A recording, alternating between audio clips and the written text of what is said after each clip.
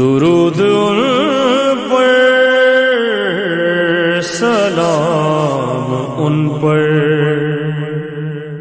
میرے نبی کا جو ہے گھرانہ۔ پانچویں امام کو ہشام نے ایک مرتبہ شام بلایا۔ یہ شام بلایا تھا عبد الملک ابن مروان نے، اس میں اس کی ضرورت تھی۔ کہا کہ 1,00,000 روپے 1,00,000 درہم جو ہے وہ تیاری پہ ہونے چاہیے، 3,00,000 درہم راستے کا خرچہ۔ بڑی عزت و احترام سے پانچویں امام کو بلایا تھا جب عبد الملک نے بلایا۔ لیکن ہشام ظالم ترین خلیفہ بنو امیہ میں سے، بخیل ترین خلیفہ بنو امیہ میں سے، اس نے حضرت سے حسد کی بنا پر آپ کو شام بلایا۔ یہ روایت چھٹے امام خود ارشاد فرماتے ہیں کہ مجھے اور میرے بابا کو ہشام نے شام بلایا دشمنی کی بنا پر، لہذا فرماتے ہیں کہ میں اپنے بابا کے ساتھ گیا۔ ہم جب شام پہنچے 3 دن تک ہمیں دربار میں داخلے کی اجازت نہ دی گئی۔ مصلحت وقت کو دیکھے کہ امام ظاہری طور پر دنیا کے لحاظ سے کتنے مجبور ہو جاتے، ورنہ کوئی مجبوری نہیں ہے، خدا بھی کوئی مجبور نہیں ہے۔ ان کافروں کے ہاتھوں جو کعبہ پہ بھی غالب آ جاتے ہیں اور بتوں کو وہاں پہ قرار دے دیتے، خدا مجبور نہیں ہے ان کے ہاتھوں۔ خدا اس دنیا کے نظام کو اس طرح چلانا چاہتا ہے۔ وہ خود قرآن میں کہتا ہے وَلَوْ شَاءَ اللَّهُ لَهَدَاكُمْ أَجْمَعِينَ، اگر خدا چاہے تو تم سب کو ہدایت کر دے، سب ہدایت یافتہ ہو جاؤ۔ وہ کہتا ہے کہ نہیں، میں نے آپ کے اختیار پہ چھوڑا ہے، راستہ میں نے دکھا دیا، آپ کا اختیار ہے، آپ راہ ہدایت پہ چلنا چاہیں تو چلیں، نہ چلنا چاہیں تمہاری مرضی کا عذاب دیا جائے گا۔ خدا اسی طرح مجبور نہیں ہے، امام بھی مجبور نہیں ہے، لیکن یہ دنیا کا نظام اس طرح تقاضا کرتا ہے۔ فرماتے ہیں 3 دن ہم انتظار کرتے رہے، تیسرے دن ہمیں دعوت دی گئی دربار میں داخل ہونے کی۔ ہم جب داخل ہوئے، بابا آگے تھے اور میں پیچھے چل رہا تھا۔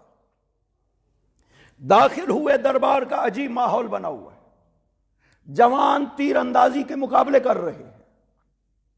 جب ہشام نے ہمیں دیکھا تو میرے بابا سے کہا کہ میں چاہتا ہوں کہ آپ اس تیر اندازی کے مقابلے میں شریک ہوں۔ آپ نے ارشاد فرمایا کہ میں بوڑھا ہو گیا ہوں، یہ جوانوں کے کام ہے، انہیں کرنے دیں۔ ہشام نے اصرار کیا، نعوذ باللہ من ذالک، وہ چاہتا تھا کہ آپ اس مقابلہ میں کامیاب نہ ہو تاکہ اس کا مقصد پورا ہو سکے۔ آل محمد کے مقام کو گھٹانا اس کا مقصد تھا، یہ مقصد پورا ہو سکے۔ اس نے اصرار کیا کہ نہیں، آپ کو شرکت کرنی پڑے گی۔ چھٹے امام فرماتے ہیں جب اس نے بہت اصرار کیا تو بابا اس جگہ پہ جا بیٹھے جہاں پہ لڑکے نوجوان تیر اندازی کا مقابلہ کر رہے تھے۔ کسی نے تیر کمان پکڑا دیا بابا کو، بابا نے پہلا تیر مارا، بالکل ہدف کے بیچ میں جا کے لگا، درمیان میں لگا تیر۔ بابا نے دوسرا تیر مارا، جس نے پہلے تیر کو چیرا وہیں لگا جہاں پہ پہلا لگا تھا۔ تیسرے تیر نے اس دوسرے کو چیرا اور وہیں لگا جہاں وہ دوسرا لگا تھا۔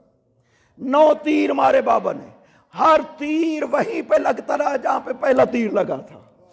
ہشام نے جب دیکھا تو اس نے کہا کہ بس کریے، تشریف لے آئیے۔ آپ تشریف لے گئے۔